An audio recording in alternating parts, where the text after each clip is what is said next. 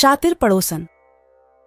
कामिनी बहुत ही खूबसूरत औरत थी। उसे अपनी खूबसूरती पर बहुत घमंड था, लेकिन उसकी शादी बहुत ही साधारण दिखने वाले आलोकनाथ से हो गई थी, जिसे वो बिल्कुल भी पसंद नहीं करती थी।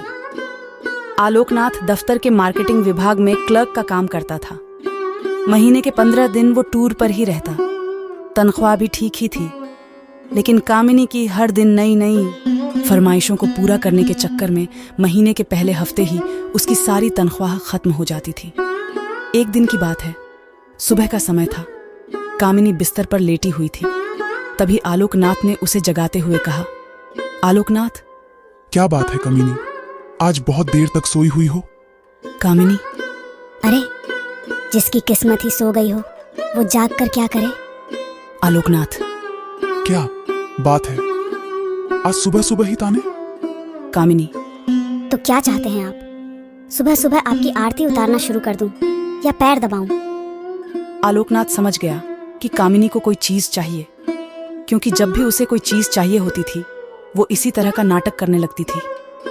आलोकनाथ। अरे क्या चाहिए तुम्हें, बोलो ना। कामिनी।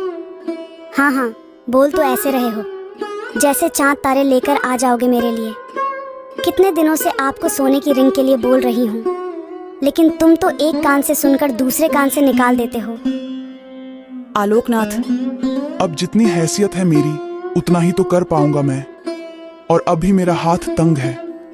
2-3 महीने रुक जाओ ना, फिर दिला दूंगा मैं। कामिनी। तो फिर मुझसे पूछते क्यों हो कि क्या चाहिए?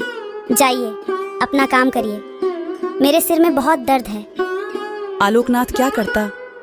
किसी तरह कर्ज लेकर कामिनी के लिए रिंग ले आया, लेकिन कामिनी बहुत ही लालची औरत थी। उसे हमेशा कुछ नया चाहिए होता था। इस बीच कामिनी के पड़ोस में एक नया शादीशुदा जोड़ा अमन और सुप्रिया रहने के लिए आए। जब अपनी बड़ी सी कार में से अमन और सुप्रिया उतरे तो कामिनी अपनी बालकनी से उन्हें घूरते हुए सोचने लगी। कामिनी मन में, वाह कितना हैंडसम लड़का है, क्या मस्त कपल हैं दोनों, काफी अमीर भी लग रहे हैं दोनों, कितनी महंगी कार है इनकी, और एक मेरे पति है ना, शक्ल अच्छी है और न ही कमाई। कामिनी को जब पता लगा कि ये जोड़ा बिल्कुल उनके बगल में रहने के लिए आया है तो वो उनसे दोस्ती करने के लिए मचल उठी। खास तौर पर अमन से उसकी दोस्ती करने की बहुत इच्छा थी। एक दिन वो उनके घर गई। उसने दरवाजा खटखटाया। दरवाजा अमन ने ही खोला। सामने से अमन को देखकर वो उस पर और भी लट्टू हो गई। कामिनी। जी वो, मैं आपके पड़ोस में रहती हूँ, थोड़ी चीनी चाहिए थी मुझे। अमन। जी अभी देता हूँ। अमन। सुप्रिया, सुप्रिया जरा कटोरी में चीनी तो ले आना। सुप्रिया चीनी लेकर आ गई। अमन ने उसे कामिनी को देने को कहा। इस बीच कामिनी की नजर अमन के घर पर थी। काफी महंगी और एंटी चीजों से सजा हुआ था उनका घर। जब सुप्रिया ने कामिनी को चीनी की कटोरी दी तो उसकी नजर सुप्रिया के गले में पहने नेकलेस पर गई। उसने अंदाजा लगाया कि ये डायमंड का ही होगा। सुप्रिया और अमन दोनों ने कामिनी को घर के अंदर आने को कहा तो उसने कहा कि फिर किसी दिन। कामिनी जब चीनी की कटोरी लेकर अपने घर गई तो आलोकनाथ की नजर उस पर गई। आलोकनाथ। अरे घर में तो इतनी सारी चीनी पड्डी है, फिर तुम पड्डी ठोस से मांगकर क्यों ले आई? कामिनी। ये बात आपकी समझ में आ जाती तो आप अपने ऑफिस में क्लर्क नहीं होते। धीरे धीरे कामिनी अमन और सुप्रिया से दोस्ती बढ़ाने लगी। जल्द ही वो उनका विश्वास जीतने में कामयाब हो गई। कभी कभी सुप्रिया किसी काम से बाहर गई होती तो वो सुप्रिया की गैर हाजिरी में भी अमन के पास चली जाती और उससे घंटों बातें करती। अमन हंसते हुए, अरे बस करिए भाभी, आप तो हंसा हंसा कर जान ही ले लेंगी। कामिनी। अरे ऐसा मत कहिए अमन, आपकी जान हमारे लिए बहुत कीमती है। हम तो आपके लिए अपनी जान भी दे सकते हैं। एक बार बोलिए तो। अमन। ये आप क्या कह रही है? कामिनी। अरे आप तो सीरियस ही हो गए। अब आपकी भाभी को आपसे मजाक करने का भी अधिकार नहीं है क्या? इनडायरेक्टली वो अमन को कई तरह के इशारे भी करती और उसे अपने झूठे प्रेम जाल में फंसाने की कोशिश भी करती, क्योंकि उसे पता था कि अमन बहुत ही अमीर है और वो उसकी सारी ख्वाहिशों को पूरा कर सकता है। लेकिन अमन अपनी पत्नी से बहुत प्यार करता था, इसीलिए वो कामिनी की इन हरकतों का कोई जवाब नहीं देता था।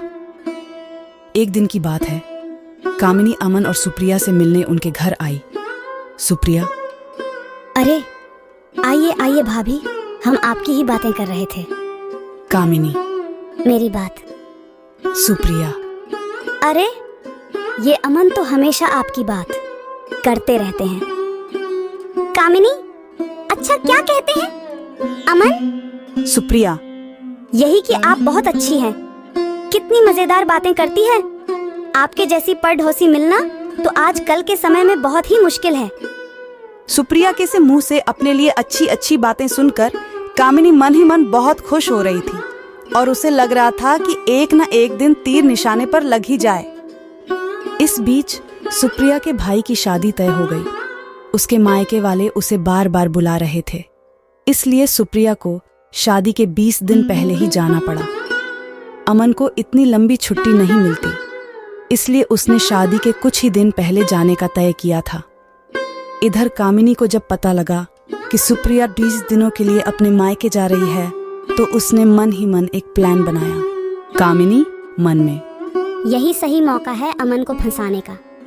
आलोक भी बाहर है और सुप्रिया भी अपने मायके गई हुई है। सुप्रिया को मायके गए हुए अभी 2 ही दिन हुए थे। रात को 9 बजे कामिनी ने अमन के घर का दरवाजा खटखटाया। अमन ने जरा देर से दरवाजा खोला।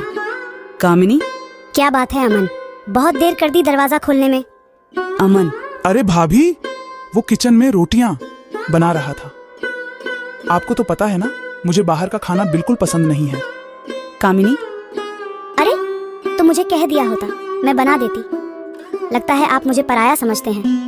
अमन, अरे नहीं नहीं भाभी, ऐसी बात नहीं है। मुझे खाना बनाना अच्छा लगता है। कामिनी, लेकिन मुझे ये अच्छा नहीं लगता कि मेरे रहते हुए आप किचन में खाना बनाएं। कामिनी भले ही अपने घर में कम ही खाना बनाती थी, लेकिन यहाँ तो उसका मकसद कुछ और था। वो किचन में गई और उसके लिए फटाफट खाना बनाने लगी। उसने ना सिर्फ खाना बनाया बल्कि अमन को खिलाया भी। अब तो कामिनी सुबह शाम उसके घर आती और उसका खाना बनाती। अमन को कामिनी का यह स्वभाव बहुत अच्छा लगा।